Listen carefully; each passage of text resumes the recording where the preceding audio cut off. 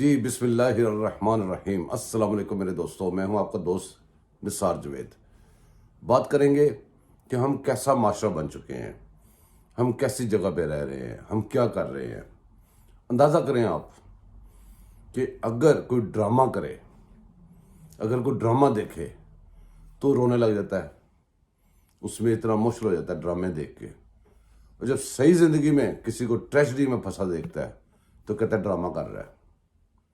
اسی طرح ہمیں عادت پڑ چکی ہے، جو عمران خان کی طرح ٹانگ باندھ کے ڈرامے کرے ہم اس کو کہتے ہیں سچ مانو، اور جو اس کے کرتوت ہیں، جو دوسرے لوگ ملک کو بچانے کے لیے سارا کچھ صحیح کریں تو کہیں ڈرامہ کر رہے ہیں۔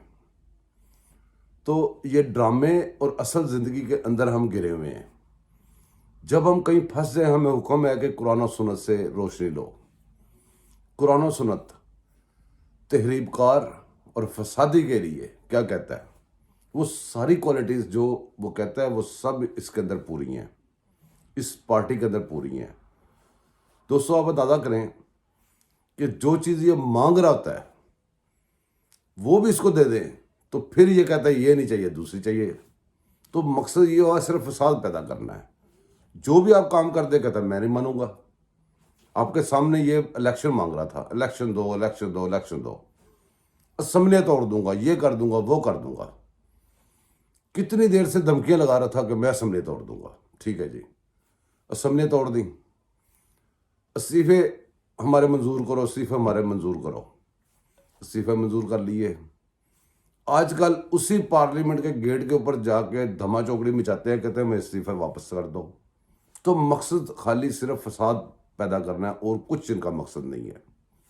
ان کی وجہ سے ملک کو جو نقصان پہنچ چکا ہے اب تک وہ رک نہیں رہا، وہ جو پہنچ چکا ہے ابھی پہنچ رہا ہے، وہ رک نہیں رہا، اس کو رکنے کا تھمنے کا نام نہیں لے رہا۔ کیوں؟ کہ جب تک کنویں سے کتا نہیں نکالیں گے کنویں کے پانی سے بدبو آنی بند نہیں ہوگی۔ بڑا پرانا واقعہ ہے، آپ نے سب نے سنا ہوگا، لیکن دوبارہ تھوڑا سا ریپیٹ کرتا ہوں، کئی لوگوں نے نہیں سنا ہوگا۔ کسی کنویں میں کتا گر گیا تو لوگ کنویں سے پانی پیتے تھے، کچھ عرصے بعد کنویں سے پانی سے بدبو آنی شروع ہوئی تو لوگوں نے چیک کیا، اس میں کتا گرا ہوا تھا۔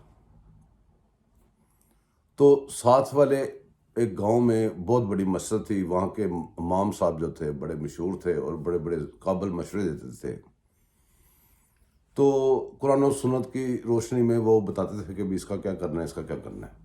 ان کے پاس چلے گئے، ان کو جا کے پوچھا کہ ہاں جی جناب کتا ہمارے کنویں میں گر گیا ہے تو کیا کریں؟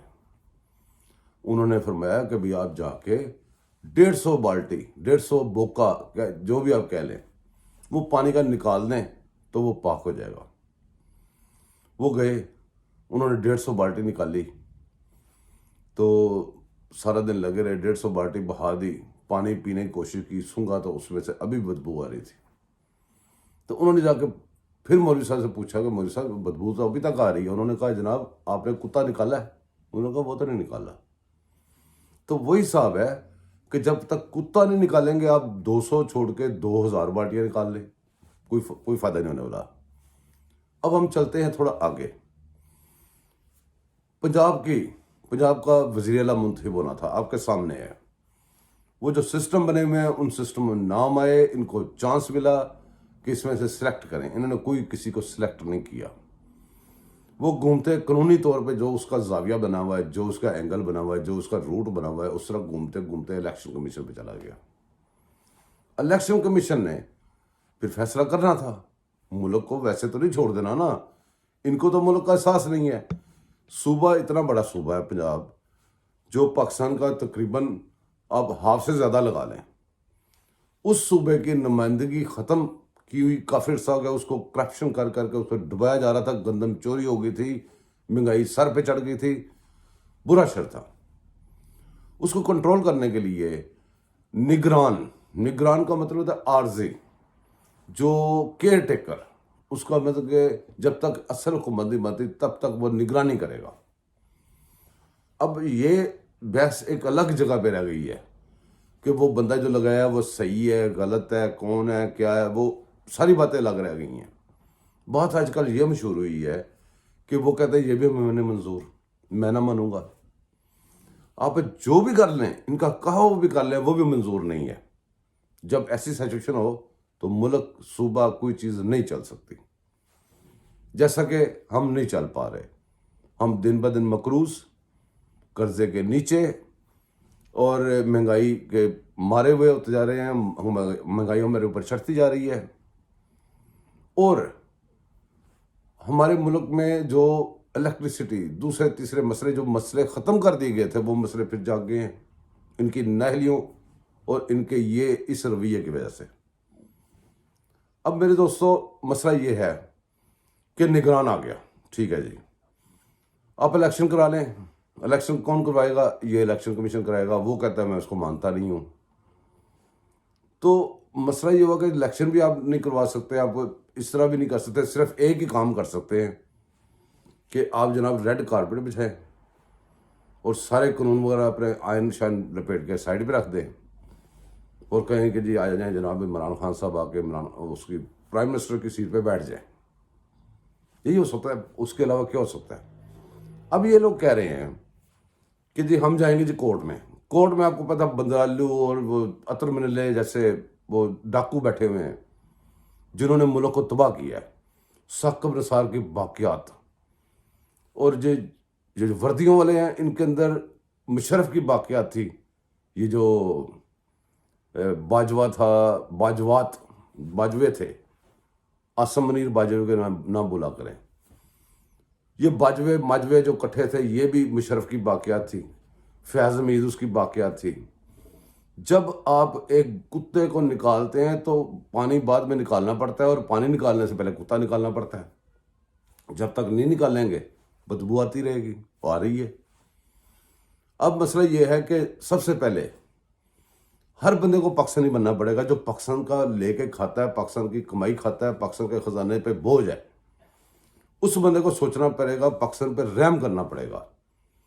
فوجی اپنے مجرم، جو ہمارے مجرم ہیں، ان کی وردیوں میں چھپے ہوئے، جو ہماری وردیوں میں چھپے ہوئے، وہ ہماری سول کورٹوں کے حوالے کرتے ہیں، اور جو سول کورٹ ہیں ان کو آزاد کر دیں۔ یہاں پہ انصاف، عدل اور آئین اور قانون کی بات ہو، کسی کی بات نہ ہو، نہ فوج کی ہو نہ کسی اور کی ہو۔ جج اپنی مرضی سے ہیں، چابیاں ججوں کے پاس ہوں، سپریم کورٹ کی، جی ایچ کی اسے نہ لینی پڑیں، ادھر آ کے بیٹھ کے فیصلے کریں۔ ملک تبھی صحیح سمت پہ چل سکتا ہے۔ اب نواز شریف کا کیس میں کل دیکھ رہا تھا، وہ بھی بڑا ڈسکس ہو رہا ہے۔ نواز شریف کا، مریم کا، جو فیصلہ دینے والے ہیں وہ کہہ چکے ہیں کہ یہ پریشر سے لیا، فیصلہ کرنے والے مکر چکے ہیں ان فیصلوں سے، لیکن فیصلے قائم ہیں ابھی تک۔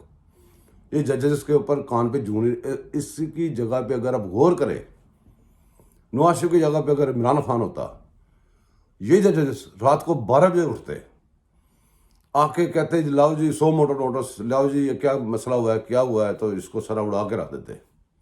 لیکن وہ چونکہ نواز شریف ہے، دوسری طرف وہ فسادی ہے، اور فسادی کے جتنے دوست، جتنے حواری، جتنے اس کے ساتھی، سب فسادی ہیں۔ میں اکثر یہاں پہ بیٹھ کے کہتا ہوں اچھا کر رہے ہیں کہ اس کو اریسٹ نہیں کر رہے۔ اس کا گند، اس کے اندر سے کچھ چیرا لگا کے چھوڑا ہوا جانور کو، گند نکل رہا ہے۔ میں اکثر کہتا ہوں ٹھیک ہے، لیکن کم از کم اس کا ایک حد بندی تو کی جائے۔ کم از کم اس فسادی کو چھوڑا ہے، ساتھ یہ ہمارے اداروں میں بیٹھے فسادی تو نہ ساتھ ملیں۔ کہیں پہ تو ہمیں رکنا پڑے گا، اگر نہیں رکیں گے تو ہم بربادی کی طرف جا رہے ہیں۔ جس بربادی کا سٹارٹ اس نے کر دیا، دھکا لگا دیا گاڑی کو، گاڑی چل پڑی بربادی کی طرف۔ اب آپ جو مرضی اس کو سیٹ کریں، جو مرضی، لیکن گاڑی کو تو روکیں جو بربادی کی طرف جا رہی ہے۔ وہ جب تک نہیں روکیں گے وہ جاتی رہے گی۔ اب آپ آگے آ جائیں کہ یہ جو نگران اب بن گیا، اس کو یہ نہیں مان رہے، یہ کورٹ میں لے کے جائیں گے۔ کورٹ کو بھی ہم دیکھ لیتے ہیں کہ اب کورٹ کیا کرتا ہے، کیا فیصلے کرتا ہے۔ وہ دور نہیں رہے، وہ وقت نہیں رہے۔ اور میں نے آپ کو ایک دن پہلے بھی بتایا تھا، جب یہ گالیاں جس کو زیادہ نکال رہا ہوتا ہے نا، اس کے اندر سے اس کا پیچھا سیٹ ہوتا ہے۔ جیسے باجوے کو گالیاں نکال رہا ہوتا تھا تو پتہ چلا کہ باجوہ اس وقت اس کے ساتھ دے رہا تھا۔ یہ 3 ججوں کی فوٹویں لگا کے باہر اس نے تو وہ ان کے جوتے مروائے، تو آپ کو پتہ ہے کہ اس وقت ججز ساتھ دے رہے تھے۔ یہ وہ پارٹی ہے جو پاکستان کے جھنڈے جلا چکی ہے، پاکستان کے پاسپورٹ جلا چکی ہے، انڈیا کے ساتھ مل کے انڈیا کے اور پی ٹی آئی کے پرچم کٹھے تھے اور یہ پارٹی باہر کے ملکوں میں آ کے تو پاکستان کے خلاف جلسے جلوس کر چکی ہے. اور اب اس کے علاوہ کیا ثبوت چاہیے کہ عملی طور پہ پاکستان کو جب بھی بچایا اس پارٹی نے نقصان بچایا ہے. میرے دوستوں اپنا خیال رکھیں، ٹائم کافی ہو گیا ہے، پھر بات کریں گے اسی ٹاپک کے اوپر یا کسی اور ٹاپک کے اوپر. اپنا خیال رکھیں، آپ میرے لیے دعا کیجیے گا، میں آپ کے لیے دعا کروں گا. اللہ حافظ.